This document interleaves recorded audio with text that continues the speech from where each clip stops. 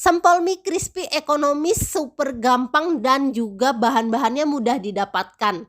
Semua bahan lengkapnya aku tulis di kolom caption. Pertama, aku siapin dulu kompor induksi dan saucepan dari Idealef. Aku masak mie-nya sampai dia matang, lalu angkat tiriskan.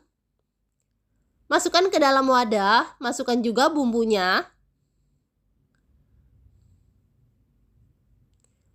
Next, aku kasih telur dan juga tepung terigu. Lalu kita aduk sampai dia agak mengental, bisa dibentuk gitu sampai agak kalis. Jangan lupa dikasih tusukan ya. Kita bentuk memanjang begini. Mau dibentuk bulat juga boleh. Lalu aku celupin ke tepung basah. Next ke tepung panir. Sampai dia terselimuti semuanya. Lakukan sampai selesai. Kalau udah, siapkan minyak.